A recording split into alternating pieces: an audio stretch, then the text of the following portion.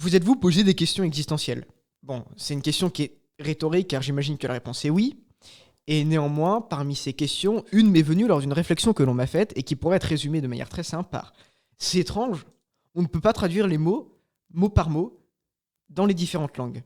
Alors, la question est un peu fouillue, mais ça veut dire que globalement, on ne peut pas passer de l'anglais au français en traduisant mot par mot.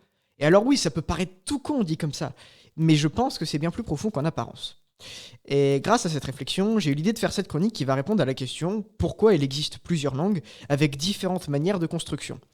Car il est vrai que les langues européennes, dans la grande majorité, se ressemblent dans la construction et même dans un peu moins de cas dans l'écriture grâce à l'alphabet latin, mais pourtant, les langues asiatiques, quant à elles, sont bien étranges par rapport à l'autre, tant au point de vue de l'alphabet qu'au point de vue de la construction. Donc, pour se lancer, remontons à la base, depuis quand l'humain parle? C'est triste à dire, mais en fait, on n'en a presque aucune idée. Bien que l'hypothèse que l'on parle existe depuis l'homme de Néandertal, je suis désolé de vous dire ça, mais on n'en sait rien, parce que rien ne confirme que celui-ci savait causer, on n'a pas de preuves. Et c'est déjà à partir de là que c'est le bordel. Je m'explique. On sait qu'il y a environ 100 000 ans, en Afrique de l'Est, les premières langues sont apparues. Et j'ai bien dit les, car en effet, depuis le début de l'humanité, l'humain, il s'est pas formalisé sur une langue. Et ça, c'est complètement logique. L'humain, c'est un animal sociable qui vit en société. Et par conséquent, dès l'aube de nos civilisations, nous avons pu observer la formation de clans qui parlaient déjà une langue unique à celui-ci.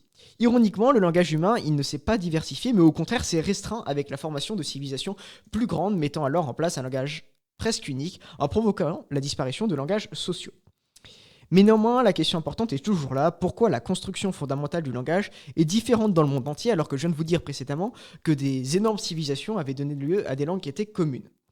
Pour comprendre ça, il faut encore remonter, mais là, les civilisations, elles ont un peu plus évolué. Et selon certains scientifiques, il est venu un moment où, par le biais de regroupements communautaires, on adopte un langage universel, qui aurait pu être un langage dit mère, une sorte de base commune. Cette langue expliquerait alors la présence de similitudes communes à tous les langages, mais comme dans toute communauté, à un moment, il y a eu un schisme. Et ce schisme, il aurait provoqué la dislocation de civilisations qui, dans l'envie de se démarquer et dans l'envie d'être contre-courant, auraient reforgé l'intégralité du langage et au fil du temps l'auraient perfectionné. C'est donc à l'aide de constitutions de civilisations et de révolutions à l'intérieur de ces mêmes civilisations-là qu'on donne naissance à plein de langages. C'est donc en quelque sorte dans un élan d'originalité et d'une envie d'indépendance que se seraient créées les différentes bases de notre langage moderne. Mais n'oublions pas que ceci reste une théorie et qu'on ne peut pas nier que l'écriture a eu aussi son importance dans ce processus. Normalement, la chronique, elle aurait dû s'arrêter là, parce qu'on avait fait le tour de la question.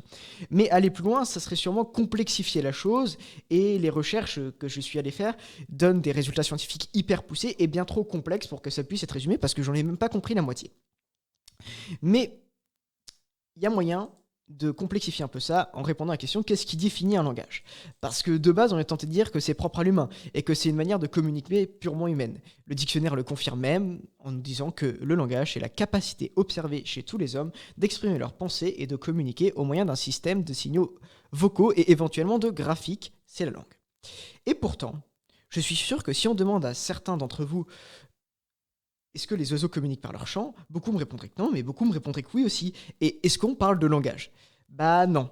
Il faudrait donc trouver un moyen clair de différencier le langage humain de la communication animale. Et pour ça, catégorisons la langue humaine, enfin, tentons de le faire. Elle possède une grammaire. Et en fait, c'est pas le cas de certaines langues océaniennes qui ne prennent pas en compte la grammaire et qui sont purement orales, dans lesquelles il n'y a quasi que des sujets qui s'accordent entre eux. Alors à l'écrite, non, c'est encore faux. Toutes les langues ne s'écrivent pas. Il existe un exemple qui est celui de la langue des signes. Les sourds parlent bien entre eux un langage et pourtant ils ne l'écrivent pas. Sinon, on peut dire qu'elle est riche de vocabulaire. Ça c'est relatif parce que la langue la moins parlée, qui est le taki-taki, qui est une langue qui est uniquement parlée au Suriname, ne comporte que 340 mots. Et ils se comprennent très bien entre eux. Si on se fie à la fameuse définition du dico, il y a aussi une notion de pensée. Malheureusement, que ce soit de manière biologique ou philosophique, on ne sait toujours pas définir ce que c'est que la pensée, et on ne sait donc pas définir la langue humaine. Ironiquement, pendant longtemps, on a pensé que ce qui nous définissait notre langage, c'était un problème de temps. Sauf que, quand on se repose sur nous, ça fait partie des grandes questions, qu'est-ce qu'un langage? Et est-ce que nous, on parle d'humain? Et globalement, cette question-là qu'on se pose, elle est peut-être aussi rhétorique. Est-ce que, à partir du moment où on se rend compte qu'on parle un langage, c'en est tout